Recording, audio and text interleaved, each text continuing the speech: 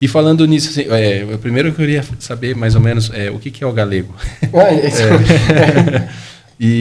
Bom, depois eu faço a outra pergunta. É que meu canal tem 2 grandes temas, que é esse do Felipe Lucas Neto colonizando Portugal, que é assim, nossa, esse vídeo toda hora tá recebendo view, assim, meu canal, a única coisa que tá ativa sempre é esse vídeo. E eu nunca achei que Lucas Neto seria revolucionário. Cara, o Lucas Neto é o símbolo nacional do Brasil, quem diria, né? Caraca, de orgulho, de independência, de autonomia brasileira e da língua brasileira, né? Caraca, que loucura. Impressionante, né? Tem isso, e o galego é um outro, vídeos da Galícia também dão muita repercussão, porque não se fala tanto sobre isso, né? Ou não é comum falar. O que acontece é, o português, ele nasceu... eu não sei se vocês lembram na escola, mas a gente lia aquelas cantigas de amor, cantigas de amigo, Dom Diniz, o Cancioneiro, não sei se vocês lembram disso, mas a gente lia uns poemas medievais que pareciam um português meio espanhol, e a gente, enfim, acho que também tem a geração diferente, a geração de estudo da língua portuguesa e também o lugar, né? Faz muita diferença. Mas enfim, é comum começar, a história da língua portuguesa começa onde na escola? Começa pelo nome que eles colocam, eu esqueci agora, trovadorismo. Trovadorismo. Aí começa lá o trovadorismo, aí primeiros documentos escritos, Dom Diniz, que era um rei lá de Portugal, um rei bem importante, tem uma estátua em Coimbra dele, tem uma importância ali. E aí ele escreveu, ele tem uma coletânea que é um cancioneiro, que é praticamente tudo que era escrito em português de Portugal naquela época, ele conseguiu registrar ali, que é o que a gente tem de registro, né? Porque pessoa pobre, analfabeta, camponesa não escrevia, né? Então a gente só tem registro do rei. É aquilo que a gente falou da foto da língua, né? Que língua que a gente conhece? A língua que o rei escreveu, não que se falava, enfim. E aí, nessa época, começou uma fala, um romance, que a gente chama de essa língua romance, é uma língua derivada do latim, que ainda tem um traço latim, porque o latim ele foi ainda usado como língua culta, vamos dizer assim, igual o inglês hoje.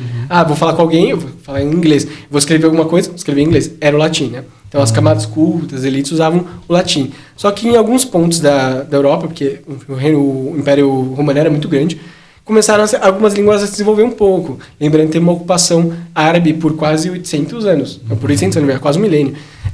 Na Península Ibérica, que é Espanha e Portugal, muito mais na Espanha, teve o Califado de Córdoba ali na Espanha, então ali era literalmente árabe. Falava-se árabe, escrevia-se poesia em árabe, música em árabe, e aí começou a misturar um pouco de árabe com um pouco de latim, um latim vulgar, que não era o latim da elite, ou seja, era um latim que não se escrevia, só se falava, e aí esse latim começou a se diferenciar em algumas partes. Umas partes virou catalão, umas partes virou espanhol, e outras partes virou o que era o português galego, que é no norte de Portugal, acima do Rio e do Minho, e o que hoje é chamado Galícia, que é parte da Espanha, teoricamente.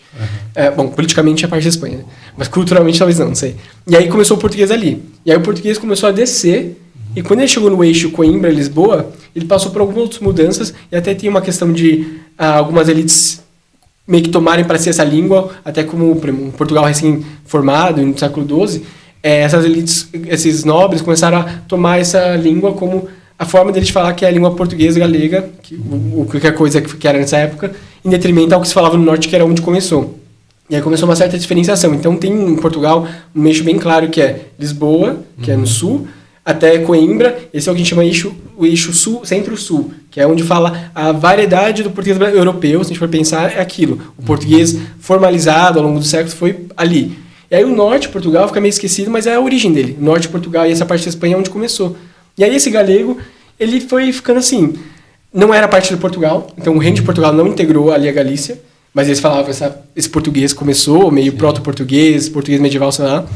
E eles ficaram lá e eles foram dominados pela Espanha. E aí com a dominação política também tem uma dominação cultural. Então fala assim, você vai falar minha língua, pelo amor de Deus, né? Vai falar a sua língua, que absurdo. E aí ao longo de muito tempo, o galego meio que foi colocado em segundo plano e não lhe foi dada a oportunidade de ser escrito. E aí quando a língua não é escrita, em uma sociedade, em sociedades que vêm da Europa e que são sociedades predominantemente grafocêntricas, ou seja, tem a escrita como centro, ou seja, só é cultura sem língua. Como que a gente mede história? História é a partir da invenção da escrita. Então, isso é um conceito europeu, né? Porque não necessariamente os povos nativos do Brasil tinham sua história, muito bem obrigado, não precisava escrever isso aí. Mas os europeus colocaram que, assim, cultura só vale ser escrita. E aí o que acontece? Galícia não tinha uma cultura muito escrita, não quer dizer que não tinha sua cultura. Por muito tempo não foi escrita, domínio espanhol, e aí começou muita influência do espanhol.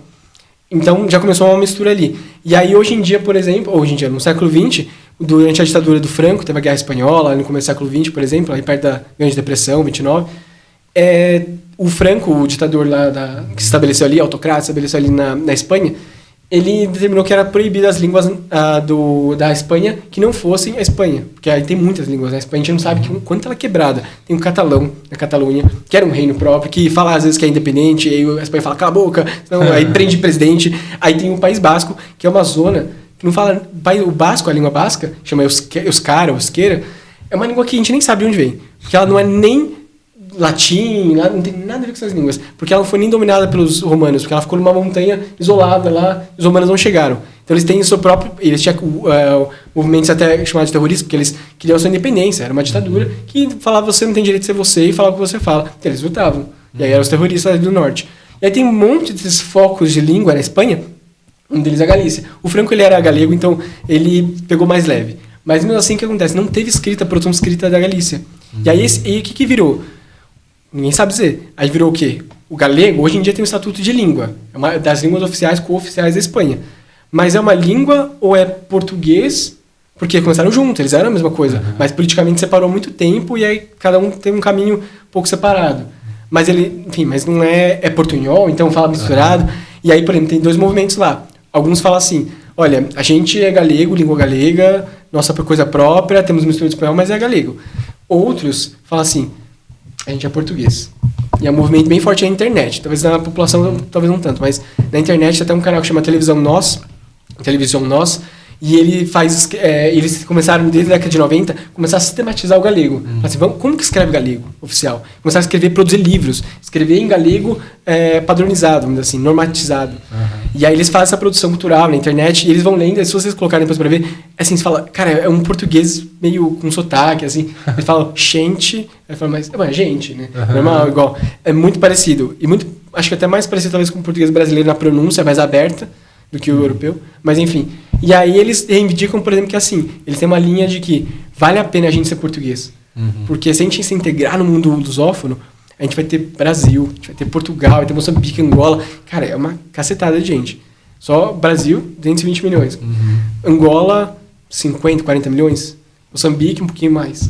E Portugal, mais 10, 11, assim. Então, é um mundo que dá um suporte para eles, porque para eles vem com uma forma de ser independente. Assim, se a gente falar que é português, a gente tem todo o abraço do mundo lusófono pra gente. Ou seja, tem como ensinar... Porque o que eles fazem hoje?